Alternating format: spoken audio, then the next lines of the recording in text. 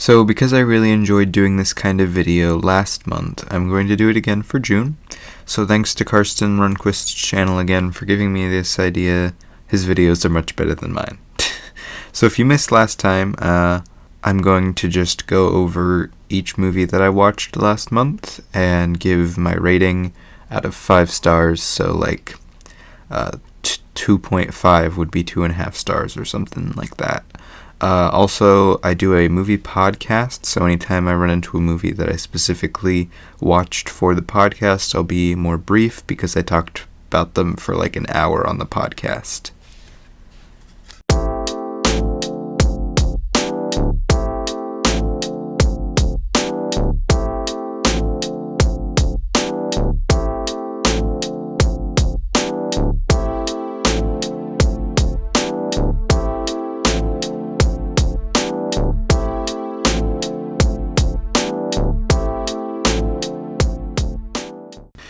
So, starting us right off, Harry Potter and the Goblet of Fire. So, not only was this one that we did for the podcast, but it was also one that I talked about in the last video. So, if you really want to hear my thoughts about that, you can either check out the podcast recently logged or go to the last video. I gave it 3 out of 5. Next thing I watched was 10 Things I Hate About You. This was my first time watching this, and I went over to a friend's house to watch it. Now, most of the time I watch movies just me or with my family, and I don't know, you can't really deny that watching a movie with friends increases the experience a lot. I mean, I guess depending on the friend. That being said, I want to watch it again before I really say anything decisive, but I really enjoyed it. It was definitely a late 90s movie, and it had a real charm to it. The casting was especially good. I really liked being able to see Heath Ledger in something else and Joseph Gordon-Levitt in something else, and both of them in something that's not super serious, because that's usually what I see them in. And the story, the way it ended, semi-surprised me. So overall, I really enjoyed it, and I gave it 4 out of 5. Next, I watched Back to the Future. I talked about this one in the last video, so I won't talk about it much, but I did watch it with that same friend who I watched 10 Things I Hate About You with, which, like I said, it increases the experience to me. But regardless, I've always thought this movie is really great, and I mean, it's a classic, so I gave it 5 out of 5. Next, I watched The Artist. This movie is absolutely insane. This was my first time watching it. It was made in 2011, but it's a black and white movie, and it's also a silent movie. It uses this to, its absolute best. I have literally never been more drawn into a movie in my life. This movie is crazy intense and has an amazing score that draws you in. There's definitely a reason it was nominated for 10 Oscars and won 5, including Best Motion Picture and Best Score. This movie is just truly insane, and I love it. It actually made my top 4 favorites on Letterboxd, so that's pretty cool. I gave it 5 out of 5. Next, I watched Modest Heroes. This was pretty much 3 anime shorts put together into one little thing, so because it's not really a movie, I'll be pretty brief about it. The animation itself looked great. There were a couple shots of water that were insanely beautiful, but the stories themselves were mediocre at best. I think the best one was probably the last one titled Invisible, and the worst one was probably the first one with the weird crab people that I can't pronounce the name because Japanese. But overall, I give it 3 out of 5 because, I don't know, it was good, it just wasn't great. Next, I watched the Shaun the Sheep movie. This was my first time watching this movie, and I mean, I wasn't expecting it to be great, but overall, it was just okay. It was pretty funny at parts, but the story just didn't keep me that interested. I was kind of bored for a lot of it. Overall, it was good, but just not something I would probably turn on my own. I gave it 3.5 out of 5. Next, I watched The Incredibles. I watched this for the video that came out pretty recently, so if you missed that, you can go watch that now. And the second part about Incredibles 2 is coming out this month, so subscribe and ring the little bell to get notifications for when that comes out. I gave The Incredibles 5 out of 5. Next, I watched Avengers Infinity Wars. I watched this premiere night, and I'm not sure anything will compare to that experience, but I think this movie still holds up pretty well. It's probably my favorite of the Avengers movies, with by far the best villain of any of them. Although some things feel a little rushed, they bring things together in an impressive way and balance the comedy with a lot of the serious things pretty well for the most part. But I gave it 4.5 out of 5. Next, I watched Double Indemnity. This is a Billy Wilder movie, which, if you know, I'm a pretty big Billy Wilder fan. I would say this is probably my least favorite of his, but that still doesn't make it bad by any means. One of the highlights was its use of voiceover in a really effective way, similar to Sunset Boulevard, but the story was just not the greatest of his. Still, I gave it 4 out of 5. Next, I watched Avengers Endgame. So, because I had watched Infinity Wars, I wanted to watch this because it's really not a complete story without it. I also watched this opening week, and again, that was a great experience, but I don't think this one really was done as well, or at any rate, it didn't hold up from that experience as well.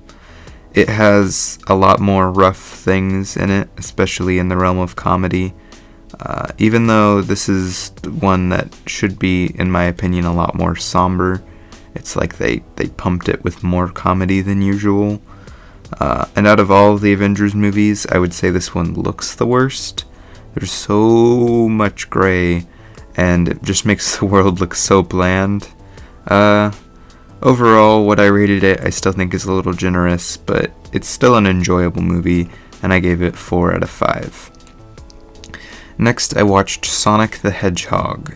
2020 has been a crazy year for movies. This movie was, I don't know, I guess disappointing. I'm not sure what I was expecting, but I'm a pretty big Ben Schwartz fan, and this just wasn't it. I've always been a fan of Sonic. I've read a lot of the comics. I've played all of the older Sonic games, and this just didn't really feel like a Sonic that I want to see more of. The most interesting part was the lore from where Sonic was from, which I would love to see more of, but other than like Jim Carrey and that, this movie was pretty bland. And, Jim Carrey really looked like he was having fun with this part, and that was probably about the only thing that had energy, so props to Jim Carrey. I gave this movie 3 out of 5. Next, I watched 12 Angry Men. This movie is a classic. It's some of the best writing I've ever seen, just like ever. It's just 12 guys with no names sweating in a room for an hour, and somehow that's one of the most interesting hours you'll sit through. No joke, this movie is great. I gave it 5 out of 5.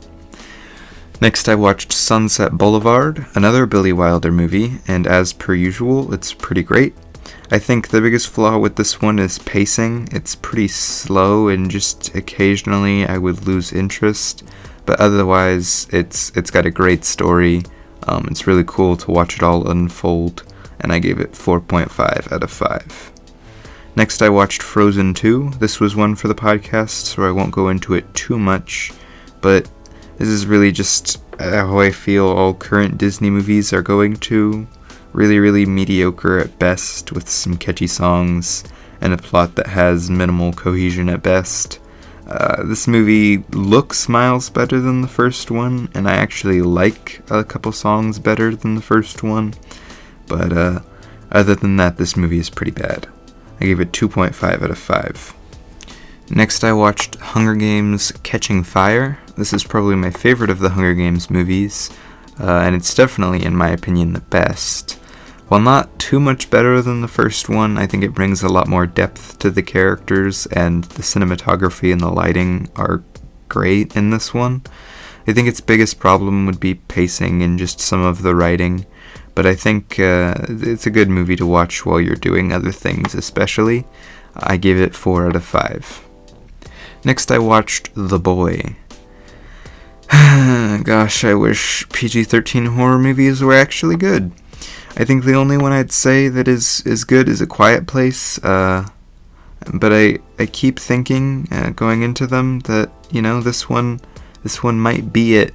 This one will be the one that's good, and nope, this one's kind of trash.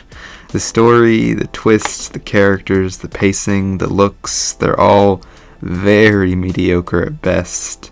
But it was at least kind of watchable, even though there wasn't any tension in it. So yeah, I gave it 2.5 out of 5. Next, I watched James and the Giant Peach. This is probably the weirdest claymation movie I've ever seen, and probably the worst. It didn't work that well as a movie. If you don't know, this was adapted from a book, and well, the book is a lot better. The story and the message were all very confused, and I don't think the visuals ever looked good in this movie. But I mean, it had like a semi-catchy song, so that's something. I don't know, I gave it 2.5 out of 5. Next, I watched Edward Scissorhands.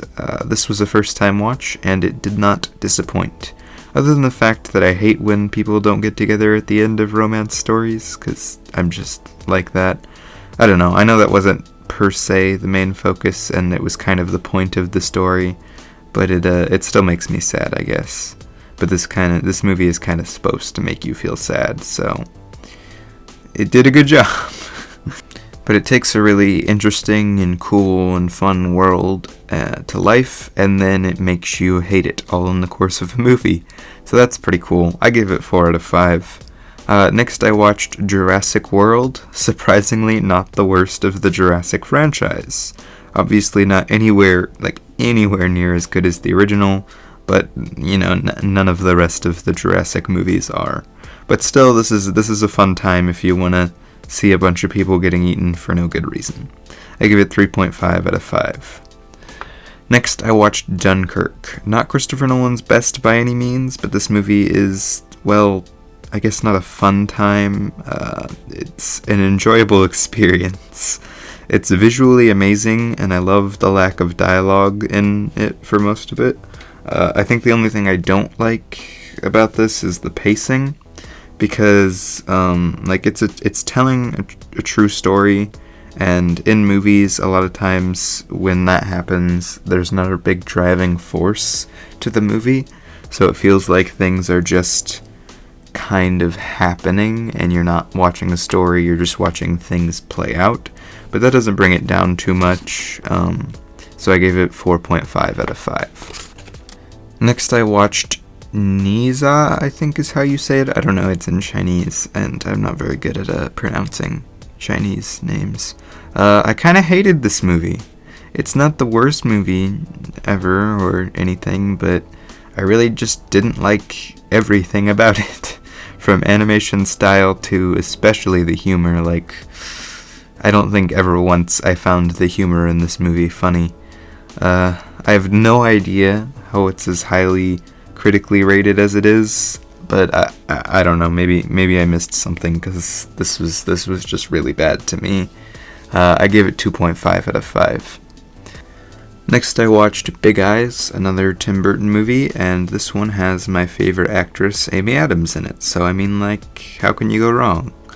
And, I mean, this movie is definitely not perfect, but, it's pretty okay. Nothing too special. The story itself is insane, being that it's a true story and such. But it does what, like I said, a lot of true stories do, where it just kind of feels like things are happening and, for no reason, not like a story, but just things are happening.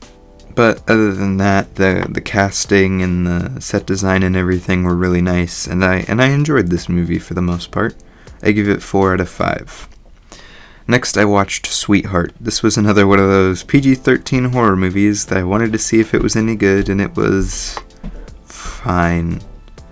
The story didn't really make a lot of sense, with a lot of weird plot points and plot threads left dangling, and I thought from the look of it they might try something cool, like a Midsummer kind of thing, where they have horror in really well-lit areas, but they didn't do that.